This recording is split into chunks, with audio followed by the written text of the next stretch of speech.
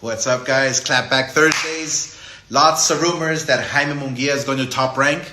Wrong. He's still with Golden Boy, but just fighting on ESPN for his next fight. Just a different network. The September 14th. So, guys, Jaime Munguia, rumors of him leaving Golden Boy because he's fighting on ESPN next. He says he's not going to top rank. He's still with Golden Boy. So he just covered that, guys. Fight has been made. Canelo Alvarez, Edgar Berlanga. A fight that nobody asked for. Fans are now starting to boycott Canelo for continuing to duck you-know-who. Also, they're going up against the UFC at the Sphere. Ooh, good luck with making a splash with that one. So, my thoughts exactly, and I think a lot of people's thoughts, we're starting to kind of not care as much about these types of Canelo opponents. And it's not to say that it's bad opponents, really. It's just when you're a guy like Canelo at the top, you have all the belts in that respective weight class. You can't get away with just fighting anybody now, even if they are decent fighters. You have to fight the most dangerous guys. You can't just regress. And if you do, you just won't. People won't care as much anymore, and they won't respect it as much. And that's the case here. He's fighting Berlanga, which, like I said, Berlanga's not a bad fighter or anything, but he's not you-know-who. And I like how he said you-know-who. He doesn't even say his name anymore, because that's how mainstream this topic is, that you don't even have to mention you-know-who, and we all know, right? And for those of you who are new to boxing, it is the monster, David Benavidez. Now, he recently moved up to light heavyweight, David Benavidez, but there's still a possibility that maybe that fight could happen still at 168. I really don't know. But if Canelo doesn't fight David Benavidez, no one wants to see him really fight anybody, to be honest. And that's just the fact of the matter. I guess you could make the argument that Canelo could fight Bivol again, which I would bite on that. I think that's a great... I wouldn't hate on Canelo for that one. But if it's not Bivol or Beterbiev, I'll give him a pass on a Crawford fight, because that's just an extremely intriguing fight. But if it's not those type of guys, then we don't want to see it. We don't want to see a Berlanga. We don't want to see like these like Ryder he fought, or Jermell Charlo. We don't want to see these guys no more. We want to see him fight the absolute best now out every outing. Especially if you're known to have all the belts in that weight class. But yeah, guys, that's my opinion on it. I'm totally on board. I think I've kind of lost interest in Canelo with these opponents. Not to say I won't watch it, but it doesn't get me excited as it would like him versus a Benavidez, right?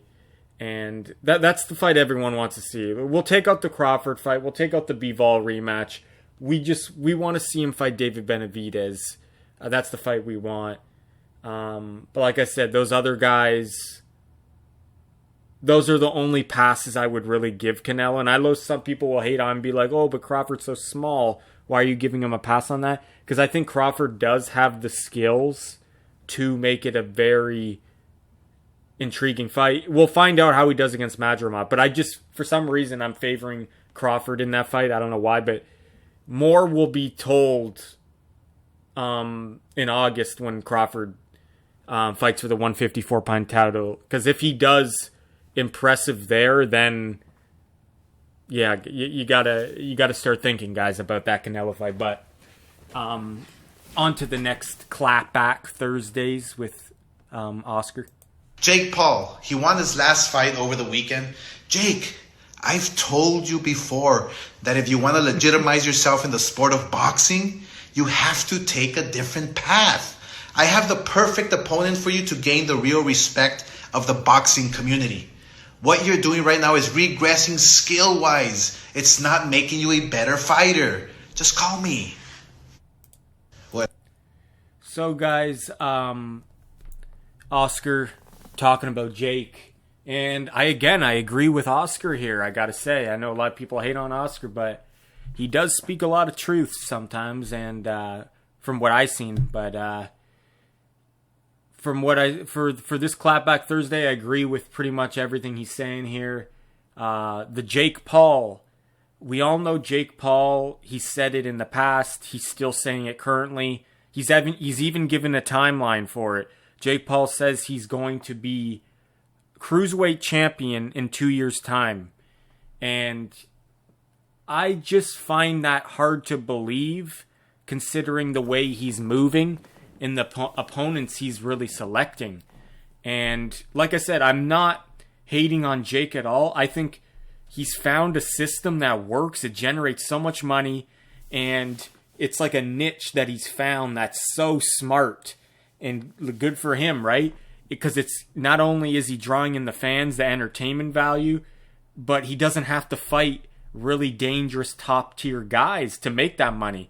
So from what he's doing, I don't hate on him for what he's doing. I like he's putting on an entertaining shows. But the thing is, he's saying that he wants to be the cruiserweight champion. That's kind of contradicting from the way he's moving his career. And I know a lot of you guys would still say he's young. A lot of people that build their career, like real boxers, they fight a lot of bums. That is true, but I mean, there's going to be a point where he has to start fighting real guys, like boxers guys, right? Like he's only fought one, Tommy Fury, and he lost, right? He's got to get that rematch, whatever's going on there. I don't know what happened there. Or fight another legitimate actual boxer. And it doesn't have to be a really good boxer, right? But he's got to start fighting actual boxers, not just MMA guys. And for that 2-year timeline of 2 years to become the cruiserweight champion is going to be difficult to do when you're just fighting MMA guys, right? So he's going to have to start fighting boxers like right now, I feel like, if he's going to want to succeed at that goal. It's going to be tough for him, though, guys. It's going to be tough. His gas tank, it's a little bit questionable still. That's the only thing I really have a problem with Jake is his gas tank. He seems to kind of get huffing and puffing at times. And I feel like fighters and other boxers, top-level guys, not even top-level guys, but real boxers that have great endurance can maybe take advantage of that. But yeah, guys, the one thing I did disagree with what Oscar said here is he says, Jake, you're not getting any better by fighting these guys, which I kind of disagree a little bit there because I still think even though he's fighting these MMA guys like Mike Perry he just fought, I think Jake is still improving by fighting these guys because it's giving him valuable experience and he's facing different adversities each time he goes in there. So he's getting mentally stronger each time. So I will disagree a little bit on that. I do still think he hasn't plateaued, and these guys still are improving him. But there's going to be a point where these fights aren't going to improve him. I do agree to that extent that he will hit a plateau, and he won't get any better because he's not fighting guys that are going to bring a better performance out of him, right? To push him more. But yeah, guys, let me know what you think about Oscar's clap back this Thursday. I like his little segment he's got going. But yeah, so Jaime Munguia staying with Golden Boy so far. He will be fighting on ESPN, though, in his next fight. Canelo will be fighting Berlanga, not you-know-who. And Jake Paul wants to be cruiserweight champion, but still has only fought one boxer. And like I said, I'm not hating on Jake. I think he's he takes it seriously and he trains very hard. He's a good athlete, but he is going to have to start moving forward with his career if he really wants to become the champ. that's what I have today, guys. Triple J Boxing. This is Oscar's Clapback Thursdays. Take care.